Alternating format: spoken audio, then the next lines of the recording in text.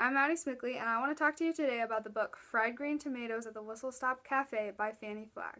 This is a fiction book, and if I had to read it, I'd give it a 4 out of 5.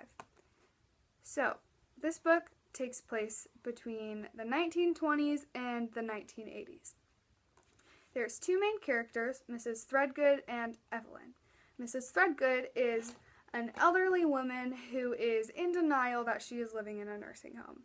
She talks like she'll just go home on the weekends and she's just staying there to help a friend. But as the reader, you know that she's actually admitted there. And then Evelyn is actually coming to visit her mother-in-law, who actually kind of hates her and is not very fun company. So she looks forward to seeing her friend Mrs. Threadgood, and they become really good friends throughout the book. And the whole book is Mrs. Threadgood telling the story of her past, the people she considers to be her family, and just her life up until when she was in the nursing home. And you can tell that she's very eager to share about it.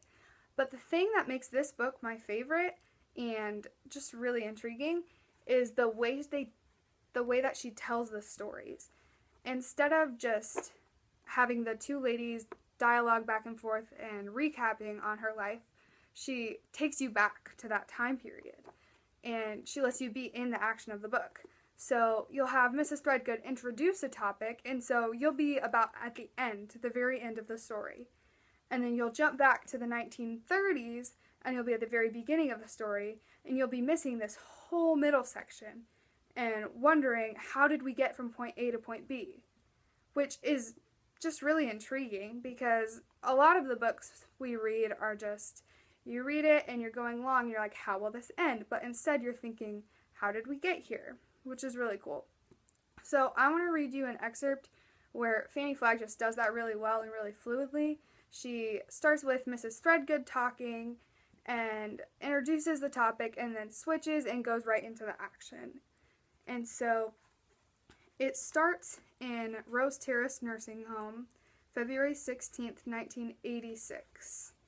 And she's talking about two of the other characters from the past, who are Ruth and Edgy, and their son. But I'm not going to get into that because it would take way too long to explain. So I'll just read you it. Take Ruth and Edgy's little boy, for instance. Having to go through life like that could have ruined some people, but not him. You never know what's in a person's heart until they're tested, do you? And then we jump to the next chapter. Whistle Stop Cafe, June 16th, 1936. The minute Edgy heard the voices outside by the tracks, she knew that somebody had been hurt. She looked out and saw Biddy Louise Otis running for the cafe.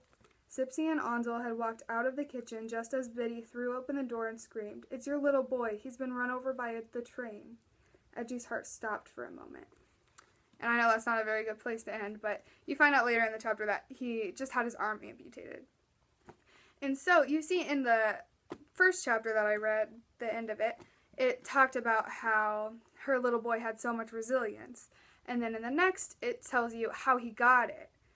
But you're missing this whole section as to like why he became who he is, which you learn through reading the book.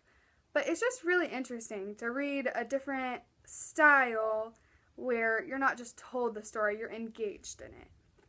And I would recommend this book to someone who is stuck in a genre. For example, I was stuck in the kind of science fiction dystopian novel for a while, which is good, but there's so much more out there. And I think this is a really good transition out of that kind of rut that you've been in. Not that it's a bad thing, but because it's creative and it's fun and it's engaging, and yeah, it just keeps you intrigued. And it's not too serious, it's funny. And so yeah, I would really recommend this book to you.